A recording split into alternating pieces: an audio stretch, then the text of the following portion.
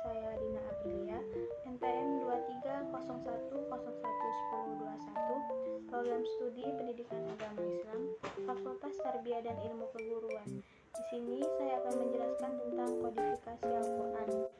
Definisi kodifikasi. Secara istilah, yang dimaksud dengan kodifikasi Al-Quran adalah proses pemeliharaan, penulisan, pengumpulan dan percetakan Al-Quran sejak masa Nabi Muhammad SAW sampai saat ini. Pada era Nabi Muhammad SAW, yang pertama itu adalah penghafalan Al-Quran.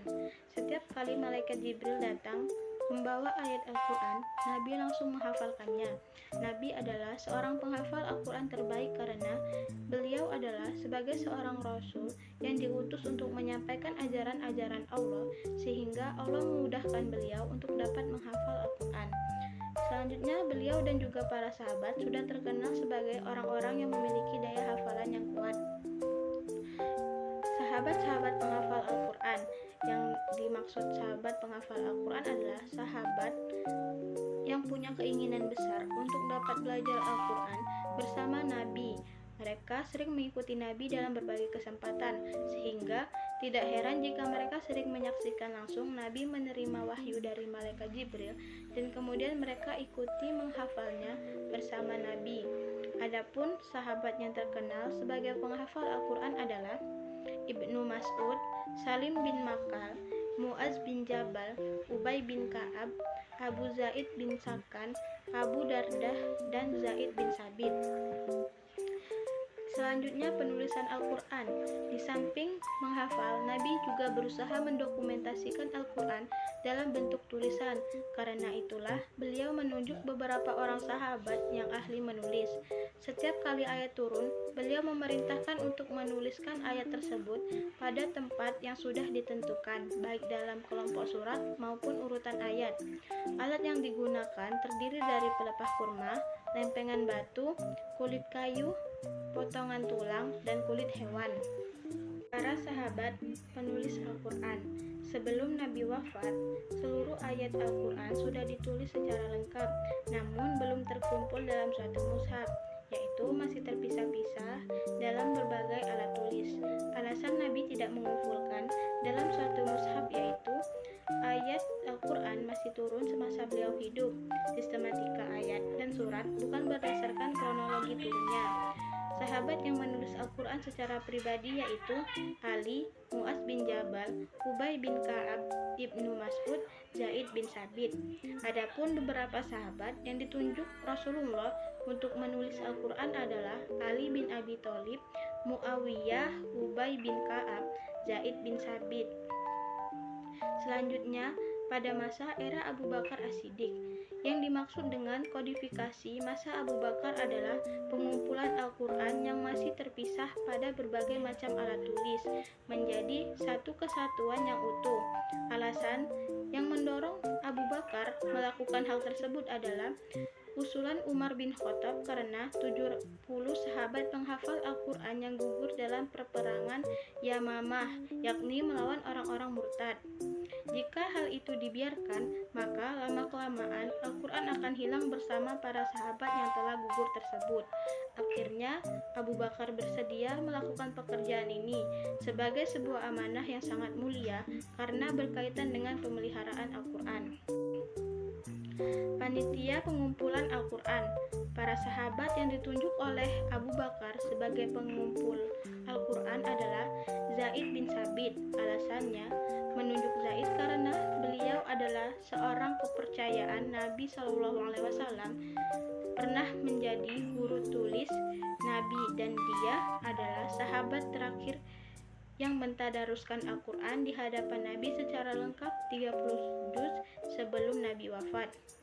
Cara yang digunakan Zaid dalam pengumpulan tersebut adalah melalui dua hal, yakni hafalan dan tulisan dari para sahabat penghafal dan penulis Al-Quran. Al-Quran hasil pengumpulan kemudian disimpan oleh Abu Bakar, kemudian Umar dan Hafsah. Yang selanjutnya, era Utsman bin Affan. Pada masa era Utsman bin Affan merupakan masa pemeliharaan Al-Quran. Maksudnya, adalah penulisan kembali naskah Al-Quran yang bersumber dari naskah yang sudah dikumpulkan pada masa Abu Bakar menjadi beberapa naskah. Adapun alasan lain yang mendorong Utsman melakukan ini adalah munculnya perbedaan cara membaca ayat Al-Quran di kalangan umat Islam setelah Islam berkembang secara luas sehingga membawa pada perselisihan. Sahabat yang mengusulkan kepada Utsman bin Affan untuk melakukan penulisan Al-Quran adalah Hudzaifah bin Yaman setelah beliau melihat perselisihan di kalangan umat Islam ketika terjadinya perperangan Armenia dan Azerbaijan di Irak. Sahabat yang ditunjuk untuk menjadi penulis. Orang yang ditunjuk oleh Utsman untuk melakukan tugas tersebut adalah Zaid bin Sabit, Abdullah bin Zubair, Sa'ad bin As, Abdurrahman bin Haris. Al-Quran yang dijadikan pedoman oleh penulis adalah Al-Quran yang disimpan oleh Hafsah binti Umar bin Khattab. Hasil kerja tim penulis ini kemudian digandakan menjadi 5 salinan, masing-masing dikirim ke wilayah Islam, agar umat Islam punya satu kitab suci yang sama yang bisa dijadikan sandaran dalam membaca. Salinan inilah yang disebut dengan Rams al-Utsmani. Percetakan Al-Quran, pemberian tanda huruf dan syakal atau harokat. Pemberian tanda pada huruf-huruf Al-Quran dilakukan pada masa Khalifah Abdul Malik bin Marwan, Khalifah kelima Umayyah. Orang yang diberi tugas untuk melakukan itu adalah Abu Aswad ad-Duwali. Sejak masa Utsman bin Affan sampai masa Turki Utsmani, Al-Quran ditulis dan diperbanyak secara manual. Percetakan Al-Quran secara manual terjadi pertama pada tahun 1537 Masehi. Al-Quran dicetak pertama kali di Venesia, Italia. Yang kedua, pada tahun 1692 Masehi, Al-Quran dicetak di Hamburg, Jerman.